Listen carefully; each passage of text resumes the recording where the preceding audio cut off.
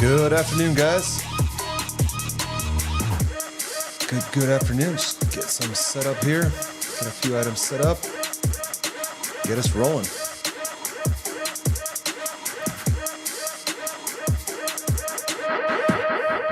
All right. Man, that was pretty hard.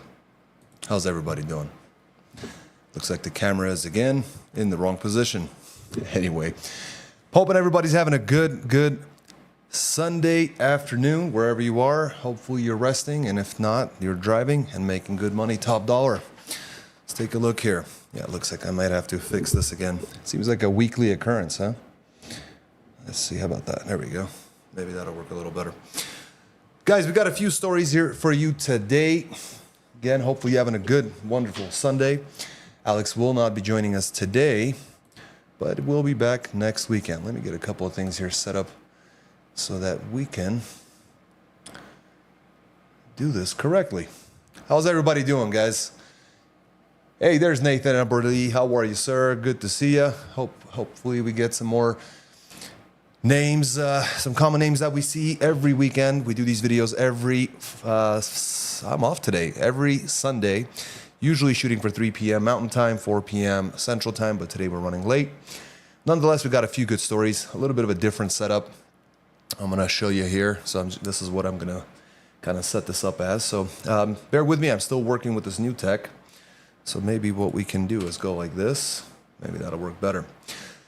So this is this here is, if you can see on your screen, let's see if we can maybe zoom in and move it around a little bit.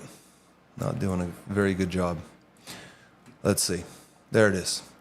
What you see here, guys, is the UPS World Headquarters out in Atlanta. Okay.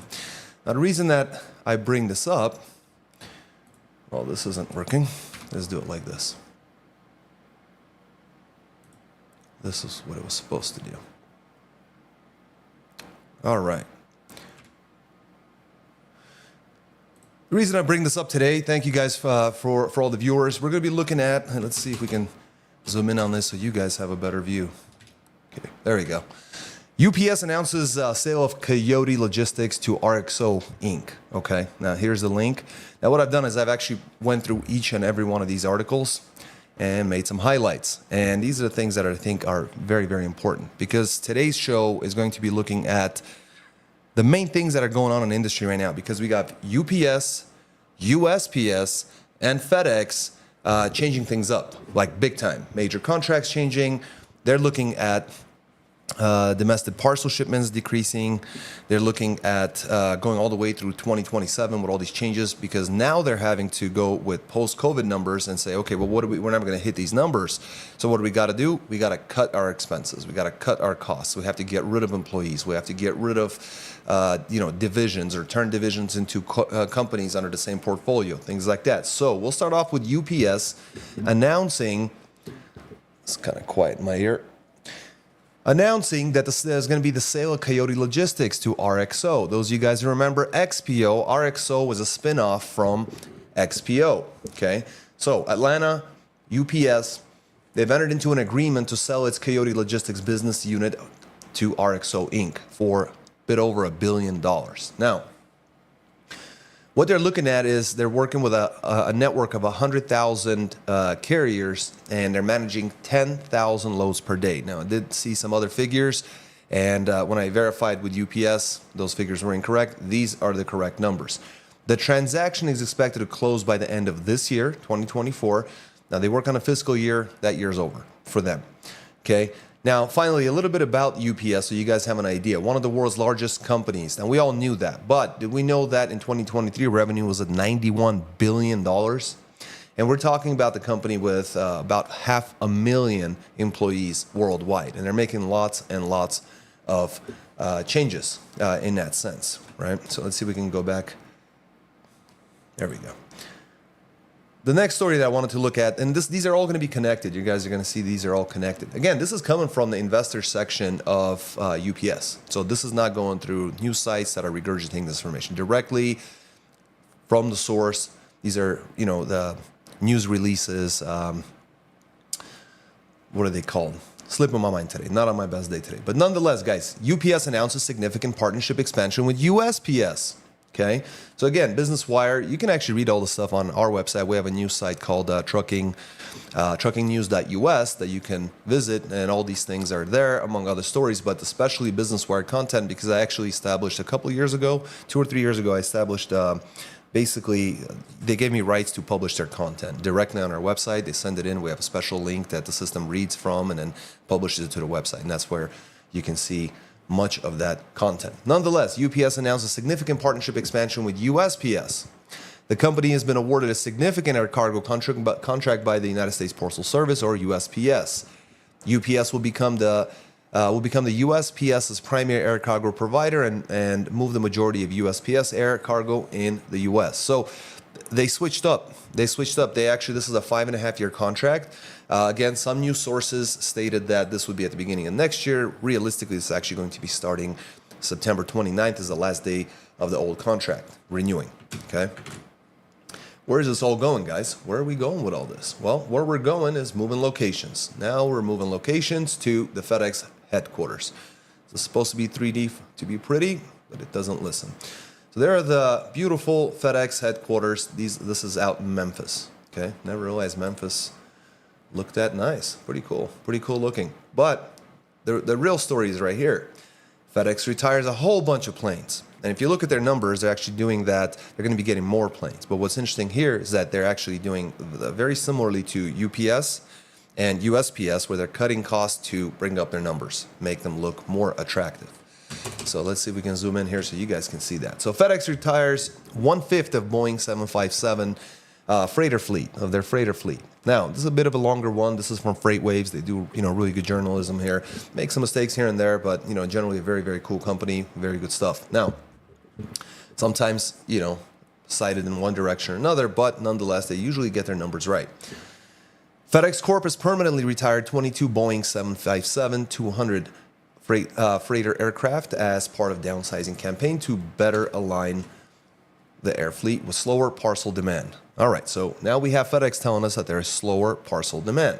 Okay, the integrated logistics company said it took $157 impairment charge for permanently deactivating the 757 cargo jets along the 7 lines. Now, what an impairment charge is basically if you have a piece of equipment where you could not sell it for what it's no longer worth, it's basically a business write-off, and it goes on your income statement as an expense, and so therefore it reduces your gross income, basically. Right? So a lot of companies will do that because they will have depreciated the asset and it's not worth what it used to, and so which naturally makes sense. And so that's what they're doing here. Last year's fourth quarter results included a $70 million write-off for the retirement of 18 aging MD-11 freighters and 34 related engines. FedEx permanently deactivated 9 MD-11s in the fourth quarter, resulting in a total of 31 aircraft that were removed from the fleet. Why are they removing aircraft, right? Because they said right here that it's slower parcel demand. So they're changing things up. Now, by the end of September, FedEx will no longer be the primary air cargo provider for the U.S. Postal Service after UPS recently won the 5-year contract, just as I mentioned earlier. The airline's mainline fleet has shrunk from 417 aircraft in fiscal year 2022 to 389 aircraft. They're scheduled to receive from Boeing 2 factory-built 777 freighters in the next 12 months and 14 767-300s, so bigger planes over the next 2 years. So it's not just they're cutting costs; they will be expanding. But because and if you look at the timelines, I think what they're doing is they have an expectation that this market will start to improve. They're going to need those airplanes because parcel demand will increase. Generally, a lot of these larger companies that have been around, they know what they're talking about.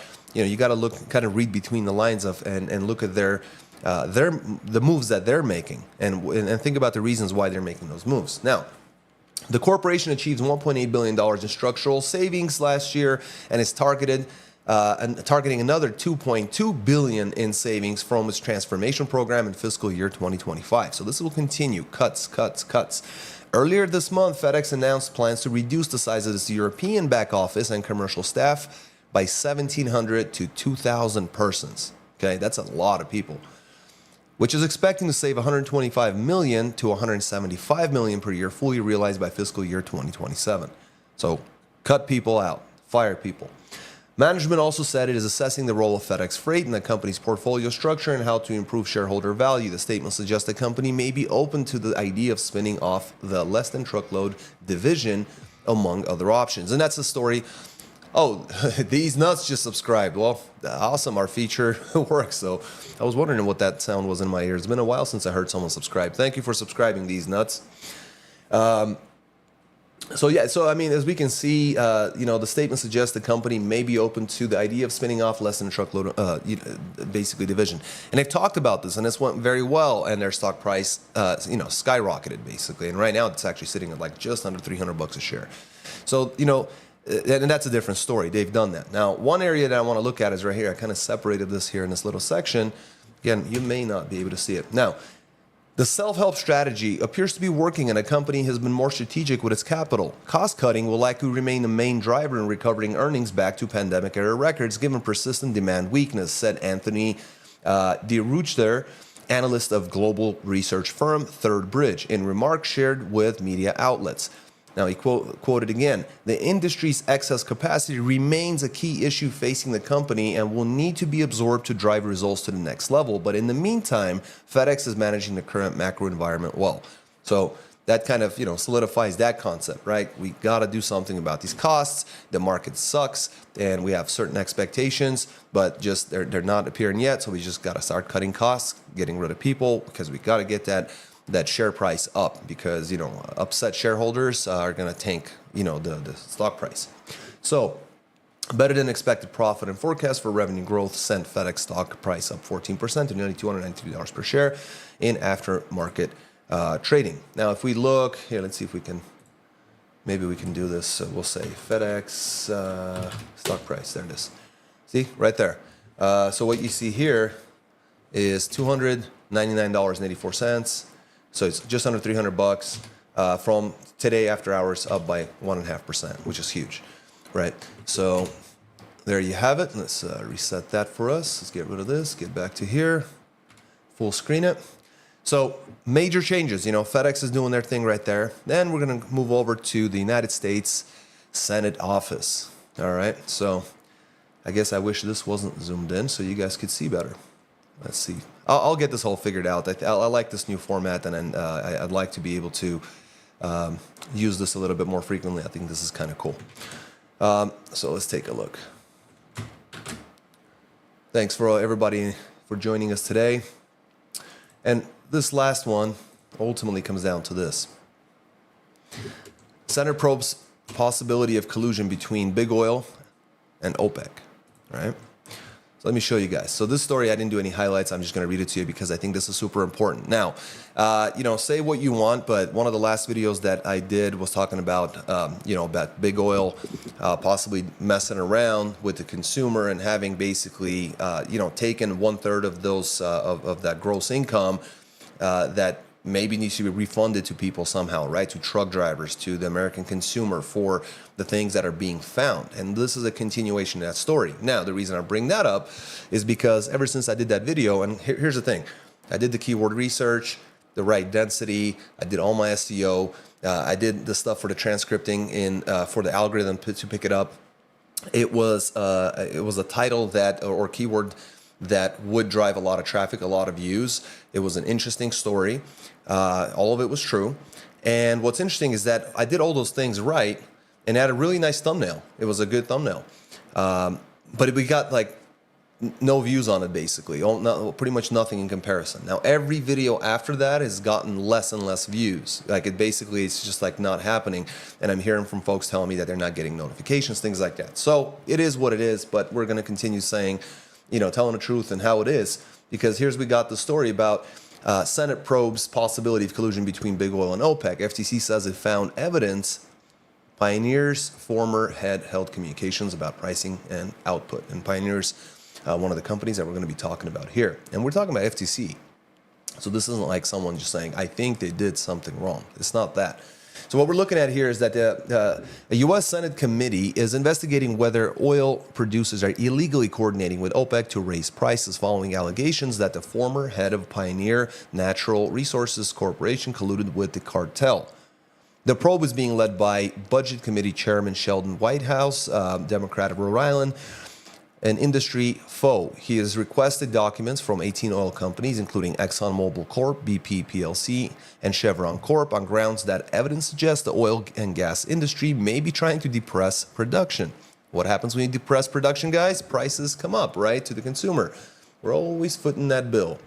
So the quote is, "I'm concerned about the possibility that oil and gas companies could be engaging in collusive, anti-competitive activities with OPEC Plus that would raise crude oil prices, resulting in higher costs, not only for American families, but blah, blah, blah," he continued. But we get the idea. White House wrote in letters to the company made public June 27th, just a few days ago. The documents sought by White House included communications among the company officials and members of the organization of the petroleum come on, we don't need to be jumping around here. Of the petroleum exporting countries related to oil production and prices from January 2020 to the present, over the last 4 years, right? I'm going on 5 years. Representative BP, Chevron, and Exxon did not immediately respond to a request for comment. And the Senate Budget Committee said following revelations that a former Pioneer CEO and possibly others coordinated with OPEC to drive up gas prices, were demanding answers from 18 oil companies about any efforts to collude with oil cartels and raise prices on U.S. consumers. So that's the Budget Committee, the Senate Budget Committee. So that's what we have here, right? The probe comes after the Federal Trade Commission, the FTC, as part of the reviews of Exxon's $60 billion takeover of Pioneer, said it found evidence that Pioneer's former head, Scott Sheffield, sought to communicate with OPEC and U.S. peers about oil pricing and output. The FTC referred to the matters for a potential criminal investigation. Sheffield denies the allegations, right? A spokeswoman for the American Petroleum Institute dismissed the new probe as yet another election year stunt. The reality is that U.S. producers have increased production to record levels despite a growing list of inflationary policies that hurt consumers and threaten to cede our energy advantage to nations hostile to U.S. interests. Bethany Williams, a spokeswoman for the trade group, said in an email. So, guys, this is a story that's going to continue to open and open and open and kind of expand and expand and expand, because ultimately ultimately that's kind of what we're looking at this point. There's going to be a tough market. The big players are seeing a reduction in volume. They're reorganizing their companies. They're reorganizing on a divisional level. You have OPEC, oil producers, possibly the Emirates and the different oil cartels, et cetera, playing against the American trucker, playing against the American consumer. And and all the other stuff that's political and that we've seen recently over the weekend with the debates and everything like that, and what's kind of happening with that is most likely going to drive even more kind of separation in that, and more division in that sense. And so that will actually affect gas prices, diesel, all those things we can expect to that, because if our commander-in-chief is kind of struggling a little bit, then and I'm being real nice here, because it's a rough situation, no matter which political side the spectrum we're on. We're seeing everything. It's only the media that's waking up. It's like, oh my God, really? It's like everything you guys have been seeing for the last 4 years, we're just barely, our eyes are only now opening up. So we can expect, because if we can see these things and American people can see these things, and now the media is loudly proclaiming and talking about these things, then guess what? The countries that we work with, our enemies, all these other folks, they're also going to see these things, and they're also going to be taking advantage and planning against us. That's the reason why they had that, until very early in the morning meeting to figure out what's going on. Because once the entire world saw what was happening, we can expect, some sort of changes, retaliation, and political changes or changes to policies, things like that. And we already talked about like the petrodollar and all that stuff. So there's that. Let's take a look at some of the comments here. So yes, absolutely. Nathan Eberly, hello. You started off the show early. Thank you for stopping by. Jerome Jones saying good evening. Robert Stevens, I work for FedEx Independent. What's going on? Robert, I don't know at which point you jumped in, but FedEx is having some lots of changes. They were looking at splitting up some of the divisions into separate organizations under the portfolio. They're losing a contract with USPS in terms of the parcel services, and that's going to UPS. And USPS, and FedEx is really recalibrating their position and their standing in the market in order to basically raise the EPS and the share value for the shareholders. So hopefully that as a kind of a synopsis kind of gives you an idea, but you can always rewind the video and kind of go through the stories. And, there are all the highlights. There's more to the stories, but I just highlighted some of the pertinent parts of it. Sean Feynman says that noticed a big tick up in volume last 3 weeks. You're absolutely right. So we did see that increase. We actually saw it in our weekly videos where we had increase. And last week was probably the better one of the 3 weeks. And I would expect that we're going to probably have a better week next week actually as well, because there is an uptick and the rejection rates are increasing, which is always a very positive thing to see. We need to say no to cheap freight. We really do. Now, I know it's very difficult, and it can really vary what we think about cheap freight, because there's a difference between taking a cheaper load and moving markets, and you've already done your research and you already know the approximate costs and things that you're going to work out, and this is going to be a positive move for you. There's also a difference where a load is still cheap, but it is considerably higher than what the market is currently paying from that market to another better market. That's a different thing. But now taking just cheap freight just to keep moving so you can make gross income that you don't plan on paying taxes on, and you're just going to send that money elsewhere, which is the way that a lot of companies are operating now, small carriers. They're doing that. They're just burning bridges, burning MCs, going through, taking gross money, sending it across, overseas or whatnot. That's a totally different thing, because they don't care. But it even then breaks down, because if it's costing you, I don't know, if it's costing you 60 cents on fuel, but it's costing you, but you're making 80 cents on the load, obviously it's not going to make any sense. Now, if it's considerably higher, $1.80 or something like that, maybe then it does make sense. But again, it comes down to your operating costs, so it will certainly vary. Guys, one of the things I wanted to look at here today was, and I will respond in writing as well, but I wanted to look at a comment by somebody in our comment section who wrote this out, and I thought it was a very good comment, and a few guys jumped in here as well, and they kind of had some really good things to say, some additional content to add. So I wanted to read through this for you guys. This is on a previous video regarding the Cantillon effect. Cantillon. I'm telling you, totally off today. The Cantillon effect is very, very important. I would definitely suggest watching that video. Nonetheless, there's sometimes people don't understand the purpose of our service and why we're here, and I kind of give you an idea. Yes, we run carriers under dispatch. We have lease on owner operators. We dispatch you guys. We run the entire operation. You work under that, just like many other companies do it. Now, what was really surprising to me, this gentleman claims to have 37 years of experience, and so I wanted to clear this up. So, because in contrast to what we actually do, this comment needs to be discussed, and I'll read it to you because you probably can't see it on your screen. So it says, so let me get this straight. Now. Not only do we have brokers taking a cut of our trucks, of our truck drivers to make. It was probably speech to text, so it's kind of broken up a little bit. So I'll try to make sense of it.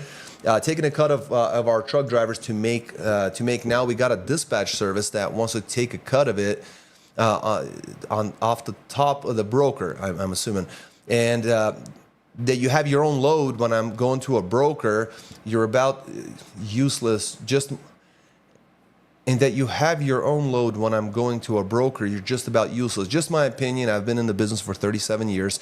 So please tell me that you have freight that you dispatch without using a broker. Otherwise, if you're just getting your loads from a broker, not only are you making the truck earn fewer dollars for this work, from my day, you had a dispatcher that worked for the truck in county, and then you had brokers. But if you're doing the same thing as dispatch do, that work for the trucking company, and then you're charging on top of the brokers, actually to jacked up situation. So I think we all got the idea of what the gentleman here is talking about.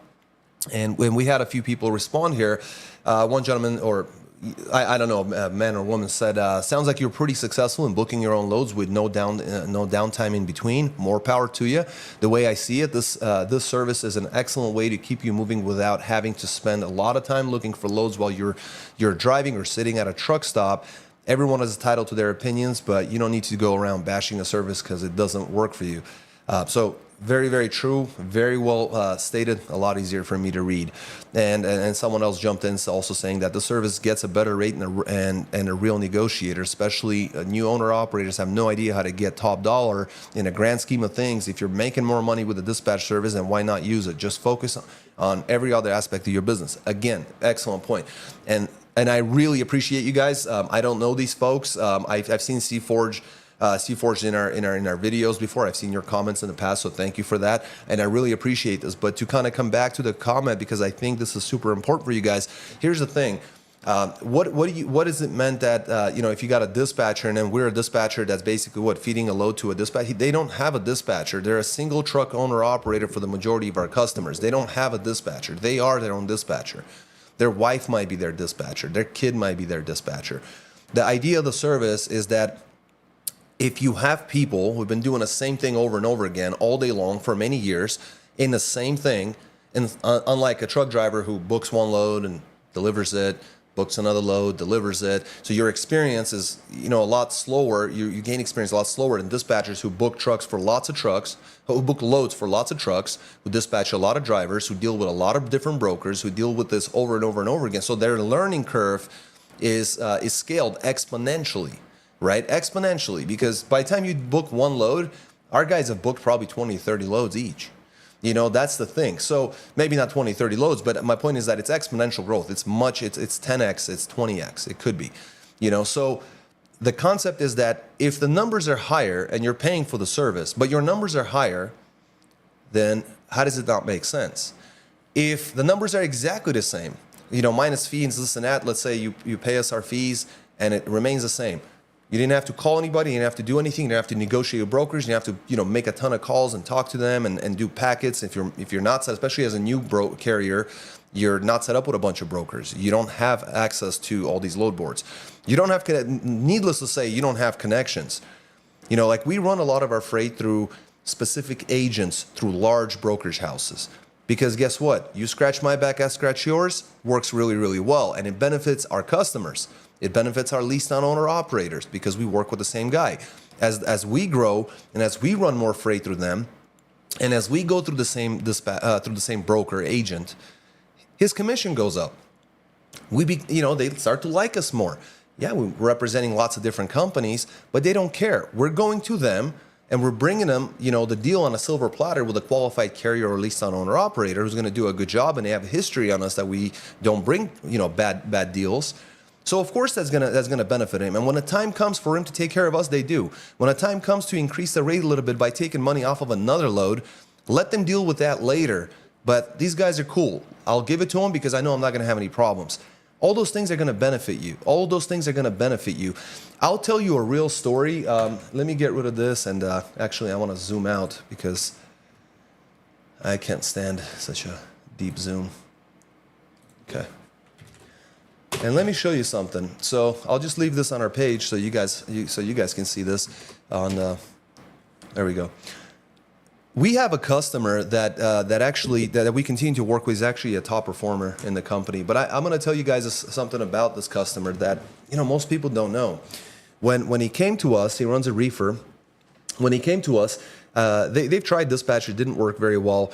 I knew that they were in a really bad spot. And this was like, things hadn't really turned up yet. He was one of the earlier customers right prior to COVID hitting, I believe. And they were just struggling. And he's a hardworking guy. It was him and his wife working together. And I was able to kind of get across to them that this is going to benefit them. Like I said, man, if you're going to do what you're going to do, let us do what we're going to do. You're going to do well.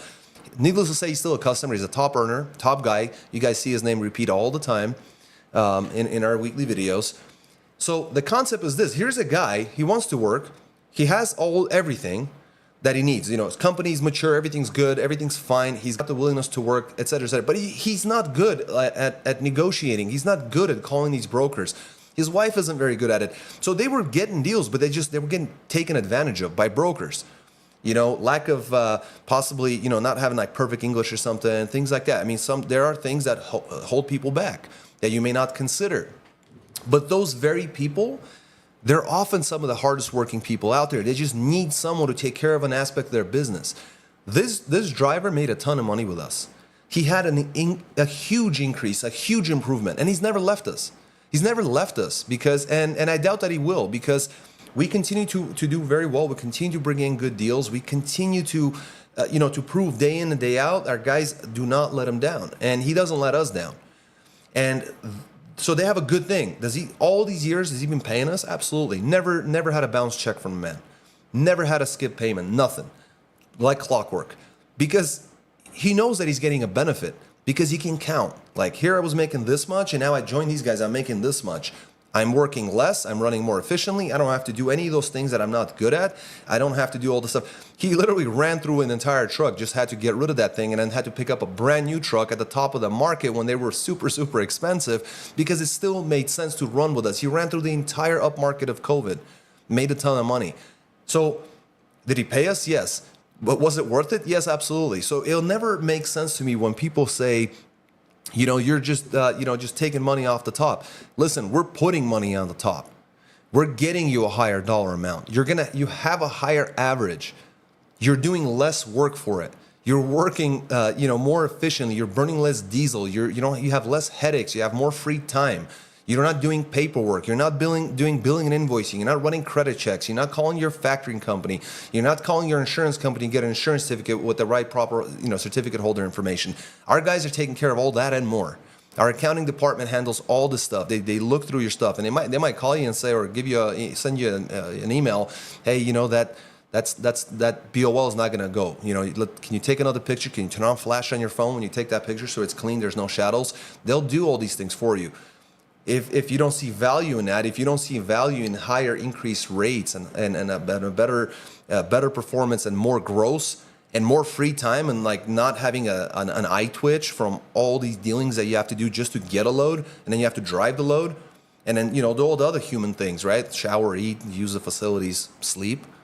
You know what I mean? If you don't see value in that, then more power to you. If you're doing really well, no problem. There are all the time. Both Alex and I. We'll talk to guys and we'll tell them, look, you're doing good. You don't need us. And some of our customers, we hit the same numbers as they routinely hit, but they don't want to deal with it anymore. They're tired, man. They're tired. He's like, okay, you're going to make me this much money, plus or minus, maybe up and down, and maybe I'll make a little more, maybe I'll make a little less, but man, it opens up my entire day. You guys are handling everything in-house. So now he's able to go with his family, hang out with his kids, expand his business. This guy in particular, there's one guy in particular that we're bringing in, and he's got 4 trucks, and he's got 4 more on the way. He's been dispatching. He used to dispatch 15 trucks in his organization when he was at the peak of it. But he knows where that's going, like what that's going to take out of him, and he's going back to those numbers anyway. So he knows, like, okay, I'm going to reach those points, and I got 4 now. I got 4 more coming. I got to put drivers behind the trailers, get all this stuff, there's so much work, and I got to dispatch these guys. I'm not going to do it. You got to learn from your mistakes. And so he got in touch with us. We're working on things. We're trying to work something out and make it work. And I look forward to it. But if that he sees the value because he's been there, he's done it. But just to blatantly go out there and basically say, oh, you're just a rip-off service, basically is what you're saying. And we get these comments all the time. Then that I think there's definitely you missed the whole point of the service. The point of the service is right here, guys. Dispatch and leased on owner operators. We had some guys contact me over text message over this weekend. I responded to you guys. I've already made sure, set up all the tasks and everything. Kevin will be in touch with you. For the lease on guys. Guys, if you are a leased on owner operator, in many cases, all you got to do is just talk to Kevin, run some numbers, apples to apples, compare, tell him what you want to do, tell him what you're doing, what are the charges, compare it. If it ends up being that you're better off right where you are, he'll tell you. He'll tell you exactly that. Confidently, he'll say, look, man, I got nothing better to offer you. I think you're doing great. The compensation plan is fantastic. You're getting the miles. They're paying you honestly. Everything's cool. Currently, in today's market, the way things are, there isn't a better program or isn't something that's much better. I recommend you stay there and we can revisit in the future. He'll tell you. Same thing with dispatch. If you're coming in to us and you're like, hey, man, I'm bringing in, routinely $8,000 a week. It's like, okay, we're not doing that. So if you got something special, you got some direct freight, maybe you're working with some freight forwarders, got a little bit of extra money in there. Maybe you got some direct customers. More power to you. Keep doing what you're doing, man. Keep doing what you're doing. But if I got guys coming in saying, look, man, I'm just spinning my wheels, bringing in 4K a week. I'm bringing in 5K a week. I'm bringing in 6K a week. We can still do better than that. But if you're going to come to me and say 8, 9, 10,000 a week, I mean, last week someone came to us, said that they're bringing in, about averaging about 9, sometimes 10,000 a week. I don't necessarily believe it. From the spot market, you can make that kind of money in other areas. You could do it in other ways. But for consistent $7,000, $8,000, $9,000 a week with regular equipment in a market that you're not willing to like visit most of it or parts of it, then I don't really believe you.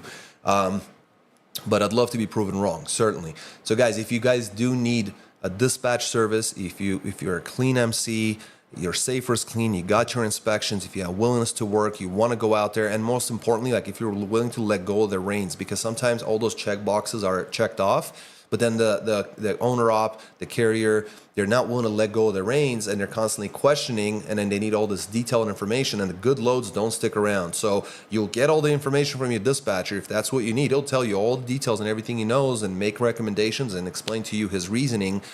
But by the time he gets over to the broker, that load will be sold, or the broker will have already disconnected. So just be aware. Be aware. Avery Johnson, break it down, brother. Thank you for stopping by, my friend. I really appreciate you doing that. So yeah, kind of a shorter show, guys. I mean, I prepared in a different way. I wanted to try that new system with all the 3D stuff. I thought that worked out really well, and I think it does look good. And I'll try to work that out and kind of improve this and fix it, because I really want this to be a useful show for you guys, to be able to look at the numbers, look at the fiscal reports, at the financial reports from all these large companies.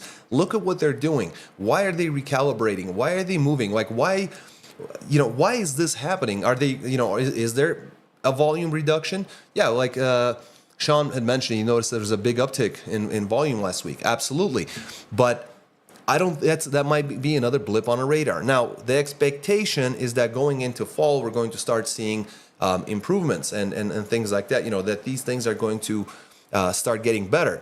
My problem with it is that we've been hearing that for 2 years, constant revisions, constant changes, constant updates to articles, their rationale, and all this other information. So realistically, we have been seeing an update. We've been seeing changes and improvements since January, to be honest with you. If you look at the numbers and you chart them out far enough and give it another 6 months, and when you go back, you're going to see, okay, this is when things broke. Around January, with the snowstorms and everything that's carried over from December, the numbers are usually lagging about a month. We saw improvements, and I'm looking forward to the June LMI that's going to come out in July, probably the first week of July. They'll publish it like by the 3rd or 4th or whatnot, if not earlier. And I would be very interested to actually review that information, look at June, and then compare that to May. And I think what we're going to see is we'll see an improvement in June. Plus, there's a lot of freight coming into California. The western ports, Port of Los Angeles and Port of Los Angeles and Port of Long Beach are both going to be, get beat up with a ton of freight. So West Coast is heating up, and not just we're not just talking about refrigerated for produce season and things like that. I mean, we're pulling out the last of it now. It's we're getting into June, so it's going to be a totally different season, and seasons will also change in Florida and things like that. And expect a major hurricane season in Florida as well. So the water loads are going to be just out of control. So you're gonna have to watch the news. You're gonna have to look at companies. What are they doing? How are they pivoting? Why are they getting rid of 2,000 employees? Why is that? Are they not good employees? Didn't you guys not realize that? The whole 2,000 people, probably not the reason, right? They're just doing cost cutting. So you have to be kind of aware and watch these things. Anyway, guys, I don't want to bore you guys to death. I mean, there's a lot of information. I've been really behind on the blog. I've really been trying to focus on writing better content rather than all kinds of just fluff for the search engines, which I didn't do that much. The last thing I wrote here is right here, the hidden power of truck dispatch, what smart truckers are doing in 2024, and we get into market volatility, economic pressures. All of these things are links. They go out through different stories, different articles. You can really learn a lot here, but we look at what's going on in 2024, how market volatility, economic pressures are affecting truckers, technology and competition, as well as regulatory landscape, and how our dispatchers can help you guys in that sense. We don't do a regulation or anything like that. But what we do is, we watch over your HOS, your ELDs. We definitely keep track of all that stuff and keep that between you and I, basically, right? Between a carrier, between a driver, between the dispatcher you're working with. And of course, why truck dispatch is no longer optional. So the myth of self-sufficiency, truckers, a lot of kind of like the way I put it, many truckers enter the industry with a strong independent streak, believing that they can handle every aspect of their business alone. But the truth of the being is that owner-operator truck drivers often, the truck driver often involves long hours, high stress, missed opportunities due to sheer impossibility of being an expert in every facet of the business. Effective truck dispatching is a full-time job that requires skills, connections, and constant market awareness. Now, the cost of inefficiency, zoom in here a little bit for you guys. So kind of do-it-yourselfers that are booking. Some people are really good. They're good on the phone. But time spent researching for loads, missed opportunities due to limited market access, lower rates from poor rate negotiation skills, increased stress and burnout, and inefficient route planning leading to higher fuel costs. So all of those things are important. Some of these things are costs. Some of these things are going to be your revenue generators. And if you're not, cutting it in on both ends or in either one of those ends, then you're certainly leaving money on the table or you're overspending. So then there's, the market knowledge gap. You simply cannot know everything. You gain experience over years and years and years, but you're not going to be. I mean, let's put it simply this way. A guy comes out of CDL school, has his driver, he's still green, and, you put him behind, the truck, and let's say he gets, 90 days of experience. So he's certainly made a huge difference in how he started on day one versus like amazing difference by day 90. But you can't compare him to a guy who's been in the industry for, let's say, 20 years, something like that. He's seen a lot more stuff on a road, and a lot more stuff going on a road and a lot more situations, and he's got better situational awareness than a guy who's been on a road for 3 months, right? So it's the same thing here. If you don't know those things, and if you're having the expectation that you know everything, that's even worse. A know-it-all, you're going to be in a really tough situation if you're a know-it-all. So with us, you'll get access to premium loads. What do I mean by that? Well, we have access that we get emailed all the time throughout the day, every single day, with loads that have not hit the load board. That gives us the opportunity to basically take the best stuff, return the rest of it. It goes back onto the market, and then the rest of the people are bidding on that out in the spot market. Now, are those loads still in a spot market or contract market? No, they're still spot market freight. They're still the same stuff, but we get those things because of the work that we've done over the years, and we have a good reputation with the companies, right? So those loads have more meat on their bones, basically. If we can do that a few times throughout the week, we'll generally earn a higher gross income, earn our dispatch fee, make your life easier, and make you more money each and every single week that you run. So that's the benefit of that. Optimize route planning. Our guys will look at different routes and look at different ways of getting you from point A to point B. Consider tolls and things like that, consider scheduling, but they will ultimately always leave it to you. They'll try to minimize deadhead, they'll try to identify backhaul opportunity, they'll try to do all that ahead of time, but it's always going to be your your position. Negotiating power, time liberation, those all things make sense. Our approach combines deep industry knowledge, cutting edge technology, personalized service tailored to each client's needs, and a commitment to maximizing our clients' profitability. So guys, at any point, any of our articles, all you do is first name, MC number, email address, and phone number, and that's for your carriers. And at least on owner operator, same thing. Like, this is the homepage. Just fill out first name, email, phone number. Kevin will get in touch with you. You'll get some stuff over email, and some information, and then you can also talk to Kevin about possibly sending you some anonymized driver worksheets, basically, their statements, right? So see, what are we charging them? What kind of miles that they're running? How much fuel they need. So you can get an idea, because those are real-time numbers. And then, if it's real comparable, compare it to what you got going on, and then it's pretty clear. And if it's a good fit, then you come over. If not, that's okay. So guys, I hope this has been useful. I definitely appreciate every single one of you guys. Please, I know that we didn't have a lot of viewers today, didn't cover a lot of news stories today, but I think the stories that we did cover are important and should be followed into the future, because these numbers are going to drive the market. You have UPS, you have FedEx. Those two conglomerates, those huge behemoths out there, are making changes. It's going to be market changing. John Connolly says, what kind of percentage do you guys take for dispatch? So strictly for dispatch, if you have your own MC authority, it's 7%. For the leasing operators, the programs do vary, and that's why I recommend talking to Kevin, because you might have certain things in place already that you're not going to have to take from us, and so that's going to lower your cost. And because we're one of the, not many companies out there to actually allows you to do certain things that other companies actually force you to go under them, which forces you under the gun to stay with that company for X amount of time. Like, for example, having to get cab cars to them. Those are a 12-month commitment, right? So that basically means that, well, I prepaid my cab card, my IRP, my, your plates. So I'm going to stick around until it expires, and then I'm going to go somewhere else. What most of the time happens, and what these companies count on, is that as you get closer and closer, you'll either forget, or you'll just get busy, or they'll just keep you running busy and away from home. Your cab card will have to get renewed. It gets renewed for another whole year because they don't do, what are they called?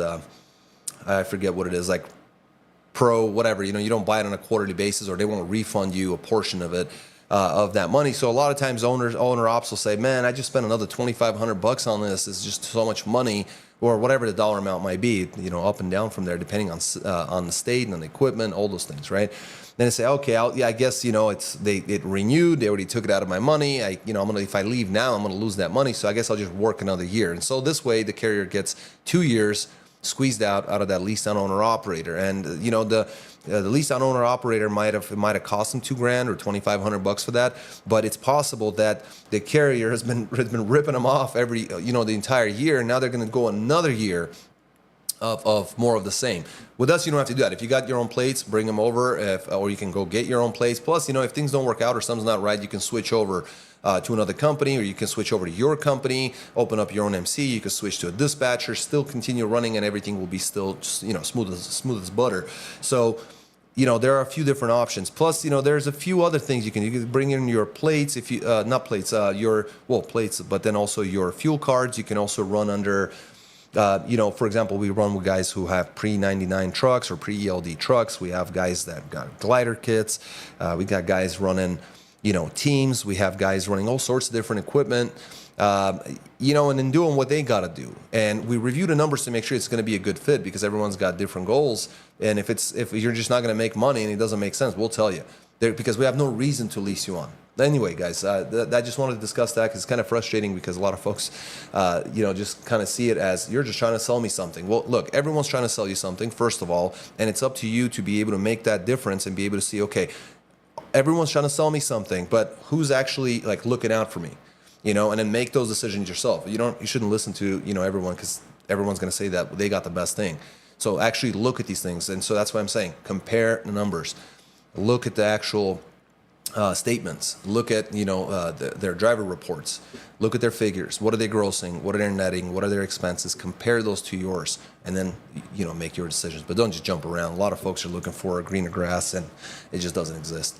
So anyway, guys, many thanks. I really do appreciate you guys stopping by. Like I said, a shorter show, but I'm glad that we covered this information. I'll try to do more videos. I have some ideas for some more general content I want to create for you guys. And if you guys have any sort of questions or anything like that, if you have questions that you want covered, because I'm always looking for content ideas that are useful, because I don't want to go through news like some of the content creators out there with very large followings. What they like to do is just create, and just throw the stuff out there in order to grow their subscription base, because they run advertising, and that's their main revenue source. So of course, the more videos you do, the higher chances of something getting popular, more people subscribing to you, watching your stuff, more ad revenue, and all those things. We could care less about that. And as I've said in like a few lives ago, I actually turned off advertising all these years. And you may see advertising, and that's why I asked the guys, I said, listen, I have YouTube Premium. If you have regular YouTube, are you still seeing advertising on our channel? And they're like, yeah, we're still seeing it. Just turn it on and make the money. Because I turned it off in hopes of not showing you guys ads and being interruptive, because I want to provide this information for you. I've turned on ads now here and there, because they're still going to play them anyway. So I might as well just take a little bit of that, whatever it is, the percentage that they pay. It's not much. It isn't much at all. But the whole concept is that we're not here to make content to blow up and make advertising money. That's not the point. The point is to work with our, with the people that come to our channel to communicate with us, who leave the comments, who come to our live shows like you guys are doing, who watch our, our shorts and our content and comment and call us about it. And I've so many text messages that we've received over the years just from regular people as well as truckers. That's the community that I'm talking about. And unfortunately, my approach to that will never grow this channel to 500,000 or 1 million or 2 million. We're sitting at 27,000, and that took years to get up to that number. And the reason for it is because we're not really YouTube's big customer, right? We're not driving their revenue. We're not driving clicks and views and ad revenue for them. But ultimately, what this is for is to help you guys out. So if you need help, we're here for dispatch. If you need help, we're here for leasing. If you need help with other stuff, like we give you guys the free email where you can get your new entrant audit checklist, no cost. Just text the main line 801-448-6363. Give me your name, give me your email. I'll send it out to you. We don't market to you or anything like that. I'm not going to add you to any lists or anything like that. You'll get the information. There's also in that email permits how to get the your Oregon, New Mexico. Not all of them are there. I need to update that, so it is a little bit dated, but it will help you. So all those things are there at no cost. That's the only concept that I want to stick to. If you guys, I've told you guys many times, if you have questions, things that maybe I haven't covered or haven't covered in greater detail, call us. Let's have a conversation over the phone. We are completely open door. So definitely do that. So many thanks to you guys. And John, hopefully, I'll answer your question so that, the dispatch is 7% and the leasing side varies. And Lucky Liam says, this is good, LOL. So I appreciate it, man. Hopefully, you're laughing with us and not at us. At us. So anyway, guys, many thanks. I hope you guys have a wonderful rest of your weekend, rest of your Sunday. Hit it hard on Monday. Got a lot of guys coming out of the woodwork. They're coming back to run with us. Some old customers are coming back. Some of the guys that have been sitting around working on a truck are coming back. And it looks like it's going to be a very busy week next week for everybody in dispatch.